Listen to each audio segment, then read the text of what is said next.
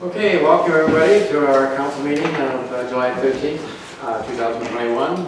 We'll move forward with the approval of the agenda unless there's something to add or anything else that anyone wants to put on it, but otherwise we'll move forward with a motion. Moved by Councilor Gerard, seconded by Councilor Costa. Be it resolved that we approve the regular meeting agenda for July 13th, 2021. All in favor? Okay, any approval of the minutes? Everybody's had a chance to review those. As there's no errors or omissions, can we go forward with a motion on that? Moved by Councilor Garrett. Seconded by Councilor Nadeau. Be it resolved that we approve the minutes of the regular meeting held June 15, 2021 as circulated. All in favor? Carried. Okay, we are into council reports. I don't know if we have any tonight since we're in summer break, but Well, we had our Trans-Canada Yellowhead Highway Association annual general meeting, and I guess the highlights with that is that they're trying to get the communities that are registered along the way to have a link to the Trans-Canada Association site, but also to double link it so that the businesses in those communities can have themselves highlighted. And I think that's about all that's been happening in my world. so that was done by Zoom, that meeting? Yeah, we did it by Zoom. Okay, thank you, Mary. Anybody else? Councilor Gerard. Yes, on June 17th, the Savor Estates Committee met. It's that time of the year where those funds were dispersed. Those funds are managed, of course, by the Beautiful Plains Community Foundation, but it's members of the surrounding councils that basically work as the flow through with those funds there. And this year there was an excess of $46,000 spent for a number of upgrades within the hospital and also with palliative care. Yeah, about a half-hour Zoom meeting, and you just see where all the benefit of those funds that were contributed to the foundation many years ago and what they're producing for our hospitals and whatnot. So. Okay, thank you. Mayor Headley. Yes, on June 22nd, hand board met, and a few of the items from the report. February to May, there was 1,075 meals picked up and another 937 delivered. So that program has been going extremely well through all this COVID period. Lifelines over the last few months, 6 lifelines were installed, and so there's a total of 64 of those being used right now.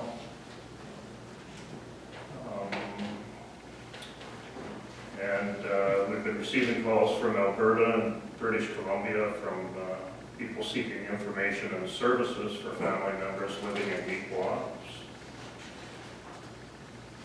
And currently we are recruiting for a new hand coordinator because our hand coordinator, Jeannie Barnaby, is retiring after 30-some years. So we are recruiting in that process right now.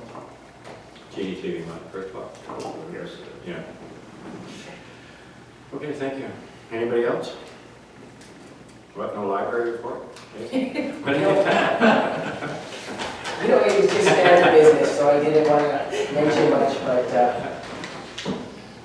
Okay, no, it's fine. if anything, yeah, we did have a library meeting, but we also had a trail meeting, and I'm still looking for ideas on how to connect the Rossburn Trail. Like, we're one end of the trail, and there are grants available that we can benefit from if we had some ideas on what we need at our end of the trail. Okay. So we were successful as a group to get thousands and thousands of dollars, hundreds of thousands, where we've purchased benches that we're placing along the trail. Neepawa is very fortunate to have a lot of these resources already. So, it's hard to take away from the other communities that could benefit also from them. But what would we like to do with our end? I'm looking for more ideas or perspective. Okay, well, I'll have to think about that. Thank you. Okay, Department reports. Colleen? Just very quickly, give you an update that based on some correspondence we sent in to the Minister of Infrastructure's office regarding a letter we received for the deadline closing for the DFA timeframe of the program of September 10th. We requested an extension. We were granted that extension to November 30th of 2022.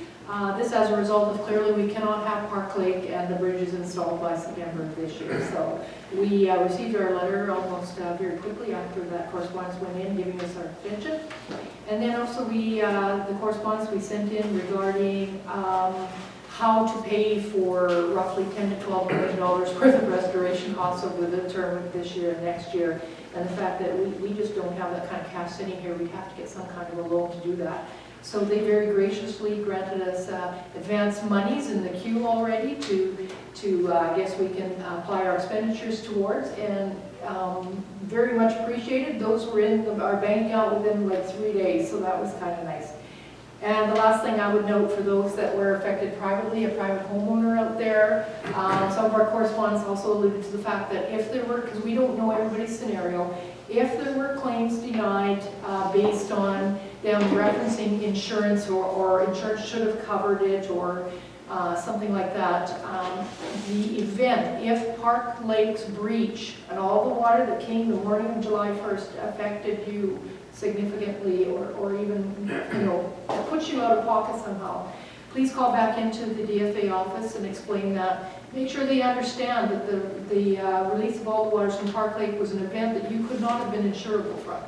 So make those calls. They told us that they would be listening to the private property owners who made those calls. So there's my update. Okay, thank you, Colleen. Manager of Operations, Denise. Thank you. Well, the way you've seen, we had the microscale contractor come in and do a substantial amount of work. We opted to extend the work, probably a couple weeks prior to that, increasing some areas to ensure that we made it all the way up to Fifth Avenue. From there, I told them just to utilize whatever remaining material they had on site, so we wouldn't have to haul it off, and there still is some surplus yet. At this stage, I'm quite pleased with the results. I took some before pictures, and I was waiting for it to firm up, because it still is curing actually. So we'll see how smooth it gets with some of the final pictures there, and I can give you some examples of some street locations for you. Notable concern was that some residents may have been concerned that we ripped up Brown Avenue shortly after doing that work. That was a decision we had in mind already, knowing that the work had to proceed, and we have to do it after opposed to before, just because of the compaction settlement. A reflection of that would be that we probably would have expended the same amount of resources to clean the street as we did for the loss of product that we ripped up. And not knowing where some of these weird lines go in town, we could have skipped the area and missed completely if we thought we were going to rip it up. So knowing that we can get the paving contractor in to fill that hole in yet this fall when Maple Leaf comes here, that's why I wasn't too concerned with that work. So people may have noted that the pothole patcher's back in town too. So we've got some industries, and they were okay for 80 hours of contract work in town. We have not done any street line painting yet. Apparently street line paint is a hot demand item and we can't get it. So we're still trying to find some sources to find it. We never pre-ordered and we missed the boat on that one, so we're still trying to source it and scrounge some up. With everything being so dry, dust suppressant will be reapplied in some areas. Obviously I don't want to order a giant sanding load for the little patches where we've got utility cuts, so we did order up another tote of the manual chip stuff. So it's a dry format, and then you just water activate it once you spread it out in the street. So we'll check with staff to ensure that's arrived. CN work is going to get busy. Well, it is busy there, we can see, but we're going to start some street shaping. There's a few things we have to do over there, lower some manholes and just get it to the right height, making sure that everything drains properly ahead of Maple Leaf getting here. We did hold a site meeting for the RCMP build, and they're in the process of getting their equipment mobilized, their site trailer, temporary power. So we should see some work happening there in the coming weeks as well. At the water treatment plant, the reservoir build is approved. XL7 got that job through the Water Services Board. And we're still waiting right now. We have to relocate the hydro service feed in there. So I'll have to see if hydro's completed the line transfer. The pole was planted. It took us a little time to figure out where the water mains were. Those records are somewhat old. Now we're waiting on MTS to do a service relocate as well. Their pole is right where we're digging. A little difficult to proceed with the project. And then staff have just been ongoing doing utility repairs as we needed those. There's still some more they have to tackle. Could you just talk about Hamilton Street for a minute? I just had a few people ask me, like, you know, we might proceed Hamilton Street, but we missed a big stretch of it. Can you just explain why that certain parts of it couldn't be done? So the product we use, it has to bond to an existing surface. And Hamilton Street just had too much gravel exposed. The street's pretty far gone. And like I said, those gutter lines, they're non-existent right now. So that's why we're going with the puker, and it's using that emulsified chip seal and tar. And it's providing a surface for us, but I really pushed for them to do it, and they just said they cannot do it. It's just gonna fall apart, crumble, and flake off. Even that last block of Hamilton Street between 4th and 5th was a real stretch. They did not want to do that. I pushed them to do that one because that one didn't have so much exposed gravel. It was alligator, it had structural failures, so we'll see how it holds out as a kind of a test run to see if we can do some of our poorer streets that way and extend them.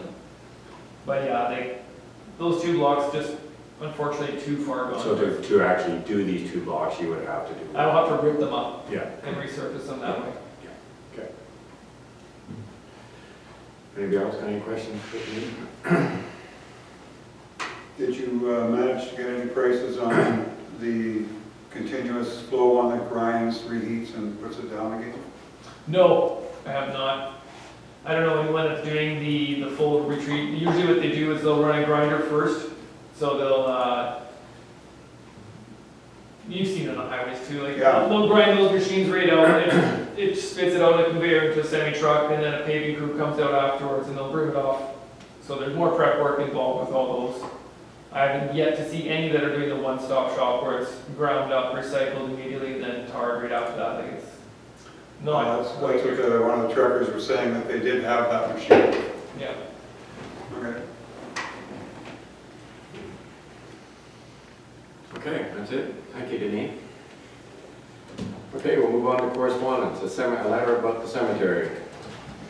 Pauline. Do you want me to summarize it, or do you want me to just kind of read it? I think that's up to you, I guess. Pick through it. Yeah. So we had an email from a concerned citizen that there was a tree that was planted on a specific family member's plot, and she would like it replanted. So the history was, at the time the tree was planted, it was the permission of the mayor and the town of Neepawa. The tree was planted at the base of the baby's grave, but still within the plot purchased by the family. Since the tree was planted, that was slightly over 40 years ago. The father maintained it until his death in 2016, and then her husband and her have maintained it since. Their son would have maintained it after they were gone. Among other things, the tree was representative of their family home, and even after tremendous tragedy, he tried to live on, and we've had beautiful evergreen trees that myself and my older brother had planted along with my father. So, short of reading it all, you do have it in front of you. It very significantly felt this tree was to their family, and the ties to the emotional side of it was very strong for them. I guess when they went out to the cemetery and realized it had been cut down, that they were quite devastated, and they felt that it was heartbreaking for them. They felt that the permission was given to plant it there, and they're actually requesting that the town replant a healthy evergreen tree on that particular plot. They're looking for some discussion at council. Okay. I think what you just said, Pauline, I think we all feel bad about, that it had to come down, but unfortunately, in our new bylaws, or our existing bylaws, and moving forward, and in how we're restructuring our cemetery, it was something that it was necessary to do, and I think we are willing to discuss perhaps alternatives, right, from not putting a tree specifically on that plot, but somewhere else in the cemetery. So just to add to what our mayor said, we did propose, I know Denise spoken as well to this individual, and, you know, if we could find a suitable other location. Clearly, with a tree that size, there is the concerns when we did our review and looked at statistical information from other cemeteries at the time, and how trees impacted headstones or possibly, you know, infrastructure within the ground there somewhere, and I'm speaking more specifically of, you know, the burial items. But we also had soil condition, and the ability to have the tree there is a difficult decision. We had to remove it, do the soil conditioning. If you feel, as we do, if we could find a more appropriate location, I know they would prefer it to be put back as it is. Looking for your thoughts. Any comments?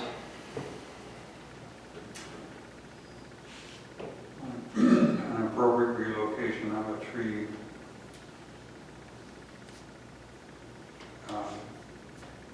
You know, would be a good gesture.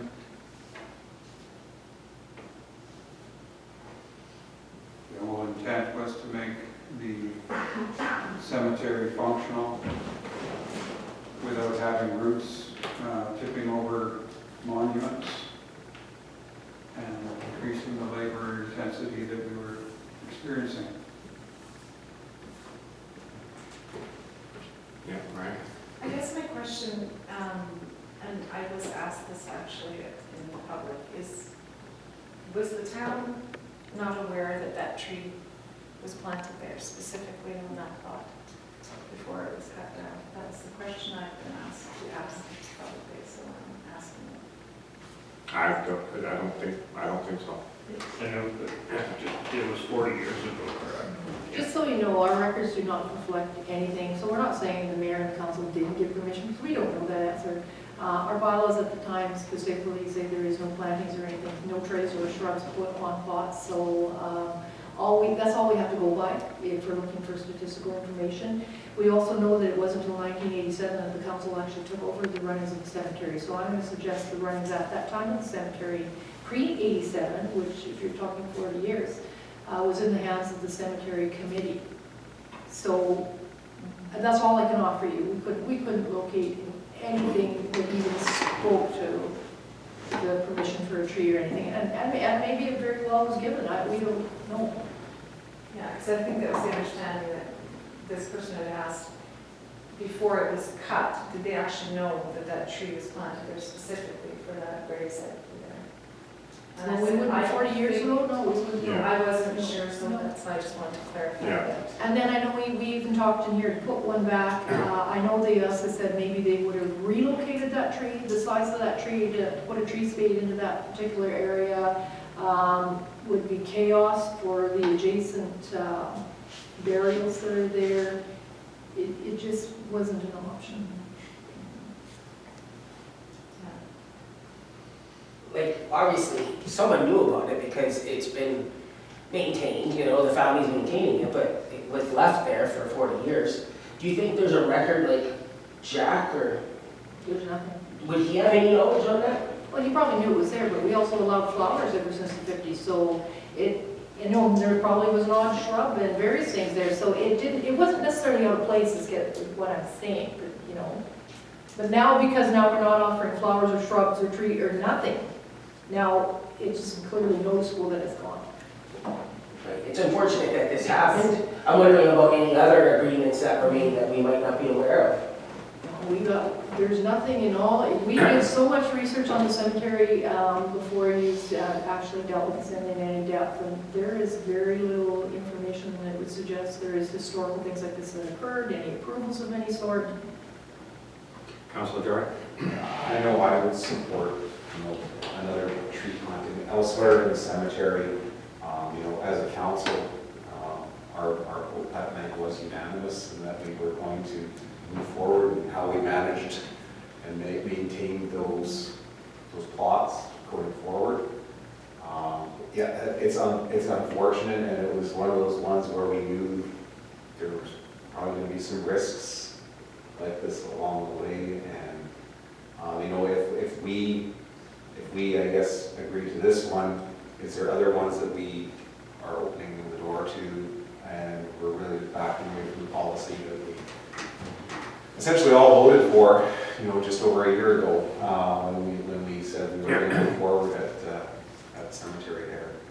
But I'd be more than supportive of trying to find a suitable location, maybe even, if we've got some future garden plans where it can be featured even more prominently, there.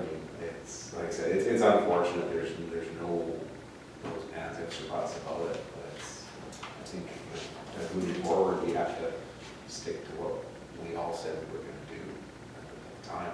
And there's no files on site. We're allowed in this gray area as well, which was the whole problem was with the cemetery. Okay, thank you, Darrell. Anybody else? Okay, I would suggest then, from what I've heard, it's the council's position that they would like to put forth a letter or something to this family saying that we are quite prepared to look at putting a tree someplace else in the cemetery that would be appropriate for us in its location, and I guess we'll see how that goes. Is that what I'm hearing? Okay, all right, perfect. Thank you. Okay, we're moving on to Manitoba Central Services, radio fees. So, when the government of Manitoba moved all of the FleetNet radios over to the public safety communication system, we all remember hearing Mr. Pallister speak to the fact that they were going to cover the fees associated with the rental of those radios on a monthly basis. So through the implementation phase of getting everybody up to speed and getting the radios changed over, and we transitioned last year, to get everybody up to speed took a long time, basically, is the process. So as much as we weren't supposed to be paying our rental fees by now, we have been. This letter is actually to say, though, as of July 1st, 2020, when they've actually got people transitioned over, they're going to actually move forward where it'll be a $0 balance now monthly for the rental of these PCSC radios. So that'll be kind of nice. Okay. So we won't be paying. No more rental fee. Okay, thank you. And South Central Natural Gas Project, Colleen. So this is a letter that came from South Central Natural Gas Project, and it's the municipalities, there's 6 of them. The arms Victoria, Louise, Thompson, Lauren, Glenborough, South Cypress, and Norfolk Treehorn. They had actually worked on a detailed proposal to extend natural gas into the municipalities and their businesses, colonies, and others.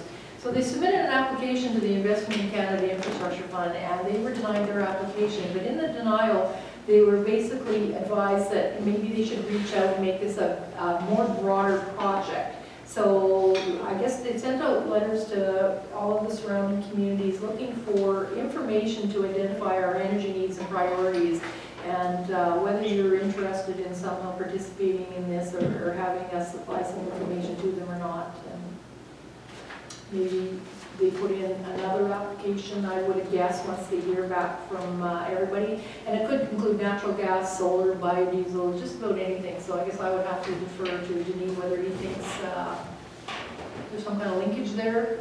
I'm not sure, I have to look at that project. So this is not a commitment though. This is there's just information. That's all it is. Right?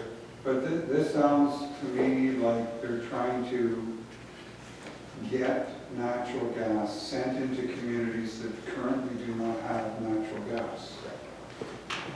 And in this area, we've had one colony get natural gas sent into the colony from the main line. And our community has natural gas. So I'm not sure how we would be able to help out by saying, yes, we use natural gas. Well, it's not necessarily helping. Is there something we don't have and we could leverage this ability to get something as well? I think it speaks to looking at the surrounding areas of regional energy needs Yes. going forward, right? For economic development. So let's say, prior to a new soybean plant being built on the south side of the U.S. border very recently, if we were looking at possibly exploring that and needed energy for something like that, that would be something that would you know, would we, as a town, have those resources to have that further expansion of industry? Like, do we have enough natural gas supply today? Yes. Do we have it tomorrow, that next level of industry? Is it something that the town reviews regularly, right? Are we a part of a, you know, our region wanting to look at how do we improve maybe our electricity and our grid for a power plant of some kind? That could be biodiesel, that could be solar, that could be, I don't know, maybe some of our plans that we're working on as far as running generators off of an evergreen, right? Yeah, right. Those are the ways that we can look to participate in, if we want to make it a broader region. As long as there's not a financial commitment to the report, and we have to help fund this report, I think we should be participant. So you're recommending we support it? My own recommendation would be yes. So we'll have to think of what we need to give them for, or just suggest we're interested in more discussion. Yes. Okay. Well, we're part of Wolf, and as we get a soybean plant, one of the biggest requirements is access to natural gas. So the availability of natural gas for any community trying to get any large entity then is a super plus. So you're right. Okay, we're all in agreement with that then? Okay. Okay, our monthly RCMP report, Colleen. Just statistics, you Yeah. can probably get a better rendition in the weekly paper. Okay, well, let Owen take care of that. Yeah. Okay. It's reassuring to know we're still a sleepy, safe community. Yeah. If you look at the stats. Okay, we'll move on to finance and the financial statement. Everybody's had a chance to review that. We will move forward with a motion on the May statement, moved by Deputy Mayor Headley, seconded by Councilor Burke. Be it resolved that we approve the financial statement for the month ending May 31st, 2021. All in favor? Carried. And we're going to do the accounts for June 2021. We move forward with a motion on that, moved by Councilor Kostenchuk. Seconded by Councilor Pudlow. Be it resolved that we approve the accounts for June 2021 totaling $627,556.54 as reviewed and representing check 202-100-841 to 202-101-054, but excluding 202-100-908 and 202-101012. All in favor? Carried. Yes.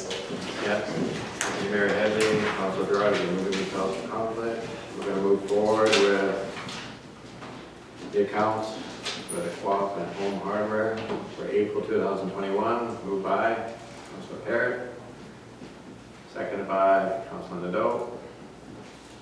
Be it resolved that we approve check number 202-100-908 and 202-100-1012 for June 2021 to Home Hardware and Neepawa Gladstone co-op totaling $5,185.02.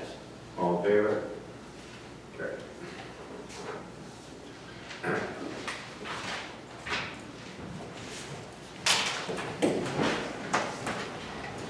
Okay, we're going into new business and a couple of applications. Colleen. So, as you know, we have projects on the go. We have applied for other funding to help us support. We haven't really received any responses back yet, but, you know, we hate to do something unturned. There's a new grant out there called the Community Revitalization Grant. So I have two resolutions. The resolution has to be attached to the application. The first one is going to be for Riverbend Park and the outdoor pool area, which we talked on camera before about a project we're in the works about creating a proposal for. But let's try and get some money for it. It's a 75-25 split on this one, so we'd be responsible for 25%. So for that project, we would be committing to $174,350, which still aligns with exactly what we put in our budget this year, and assuming we didn't get the other grant funding. But if we do, then we're way ahead of the game. And then the second resolution you're going to look at is for the lookout towers we're planning to create along the walking trail system, which will also tie into the bike park, so creating kind of a tourism thing, kind of a base for our manageable 150 tile project that we couldn't achieve yet. And we are needing to commit $38,197 towards that as well, and that would be 25% of the project. So we also have that in the funding right now. You know, like I say, if we get the other grants, it would be great. But so, like I say, we don't like to leave stones unturned. We just apply for everything. Nothing ventured, nothing gained. Yeah. Okay, I assume we're all in favor of these resolutions, so we will move forward with the motions. The first one being on the Riverbend Park and Pool, moved by Councilor Doe, seconded by Councilor Constantine. Be it resolved, the Council of Town Neepawa support an application to the Canada Community Revitalization Fund for the creation of a site master plan for Riverbend Park and an outdoor pool area with Neepawa committing to an amount of $174,350 towards the project. All in favor? Carried. And the second resolution on the towers, we'll move forward, moved by Councilor Pedlo, seconded by Deputy Mayor Litter. Be it resolved, the Council of Town Neepawa support an application to the Canada Community Revitalization Fund to design and build the 5 lookout towers along Neepawa's walking trail system, with Neepawa committing to an amount of $38,197 towards the project. All in favor? Carried. Okay, we are down to other business. Anybody else have anything else you want to talk about tonight in July? Yes, Councilor Doe. Some more good news for Neepawa. Neepawa Stony Creek School at Riverbend Park has been awarded a $20,000 heritage grant. So it's going to get a new, and we're going to be able to restore that school to the original status of roof. Currently, it's asphalt that's worn off, but they're going to be helping to fund for an actual cedar shake roof and have the school repainted. So together with the town of Neepawa and the heritage grant, it should cover the cost to restore the school fully. Yeah, that's great. Any idea of the timeline, Jason? You know, it all depends with how busy our contractors are. We're trying to use local contractors, and cedar shake roofs are no longer the common approach to roofing. So sometimes it's hard to get the cedar shakes themselves. Okay. And they're very costly, like, wow. That's why at one point, someone put asphalt shingles.